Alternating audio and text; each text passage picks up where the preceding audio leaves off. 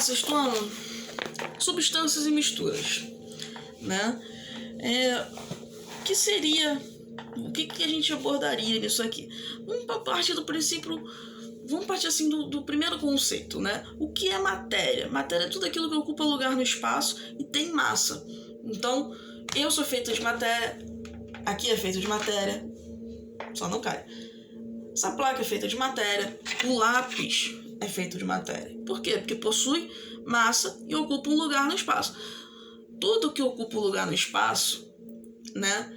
Dois corpos não ocupam o mesmo lugar no espaço. Esse lápis não vai ocupar o mesmo lugar da minha mão. Chega aqui e vai ultrapassar. Por quê? Porque os dois possuem massa. Tá?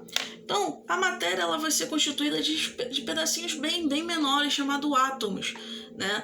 Os átomos, eles vão interagir uns com os outros e vão formar as moléculas, ok? Então, o átomo de oxigênio com o átomo de hidrogênio, eles se relacionam, né? Eles entram numa conjugação ali, eles ficam juntos e formam, né, uma molécula de água, né? Que é uma molécula de oxigênio para duas de hidrogênio.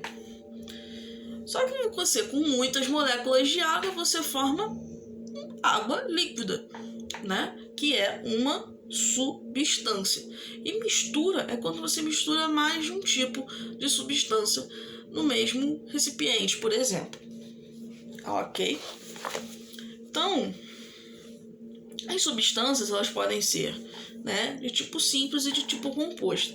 De tipo simples é formado apenas por um tipo de átomo, apenas por um tipo de molécula. Se você pegar a água pura, né, a água destilada pura, ela é apenas H2O.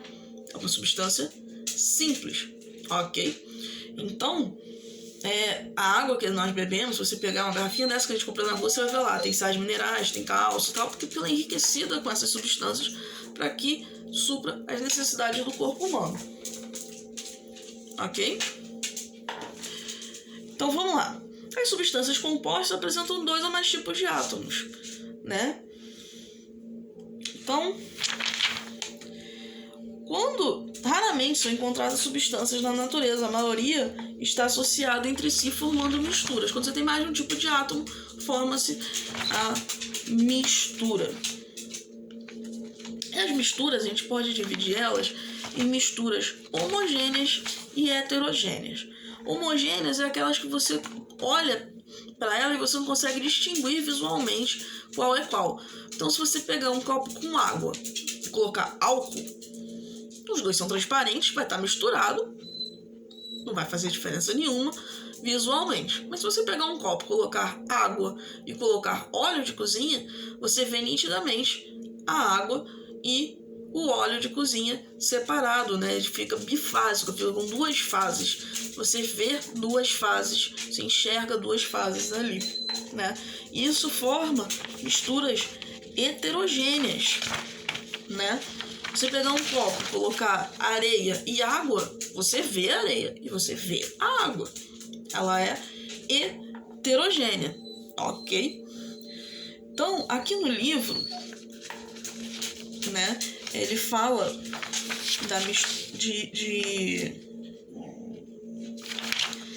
eu tô na página 252, né? O sangue é formado por diferentes células e fragmentos celulares, imersos numa porção líquida, que é o plasma, e a olho nu esse tecido apresenta ser uma mistura homogênea. Mas o sangue é considerado uma mistura heterogênea.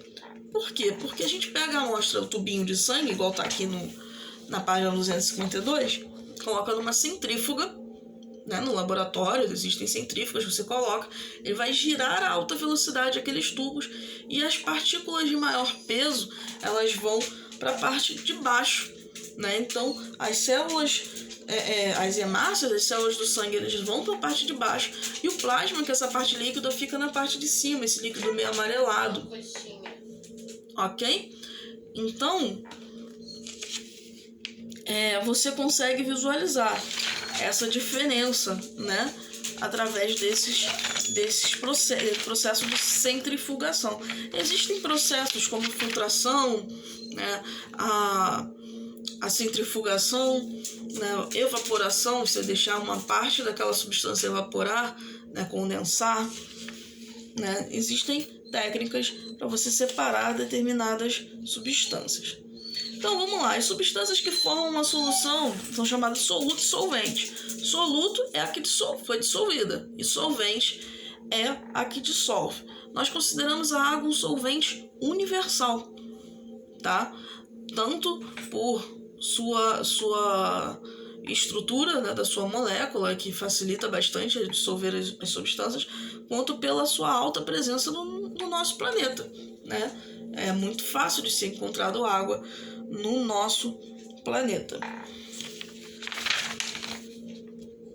Então, na página, concentração de uma solução. Estou na página 253, passei para 254. Né? Nós podemos chamar pela concentração de saturada ou insaturada. O que é isso?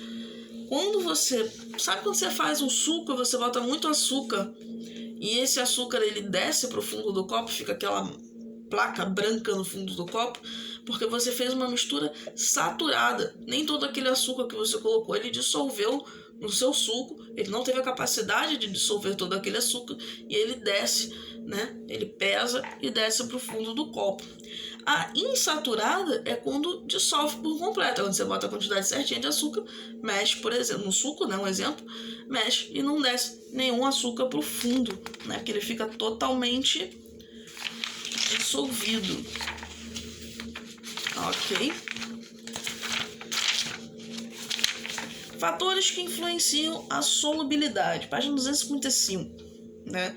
Solubilidade é a quantidade máxima de soluto que aquele líquido vai dissolver, que aquele solvente vai dissolver. Tá? Então, assim, temperatura. Se você pega a água a 0 graus, ela está congelada. Ela vai dissolver alguma coisa de congelada? Não. Se você pegar ela a 120 graus, a 100 graus, ela vai entrar em processo de ebulição, vai entrar em fervura. Você pegar e deixar ela aumentar a temperatura, 120, ela vai evaporar. Ela vai dissolver alguma coisa? Não, ela precisa estar na forma líquida. Né? Então, temperatura, né, é muito importante, né, para você poder interagir, né, com o solvente, com o soluto, gerando aí a pressão. Se você tem alta pressão ou baixa pressão naquele solvente, também vai influenciar na forma que ele vai dissolver o soluto. Ok? Bom, na próxima aula nós vamos entrar em transformações químicas e físicas, processos... Tá bom, meu cachorro aqui perturbando. Processos de separação de misturas, né? Temos aqui vários processos, isso nós vamos pegar somente na aula seguinte, ok?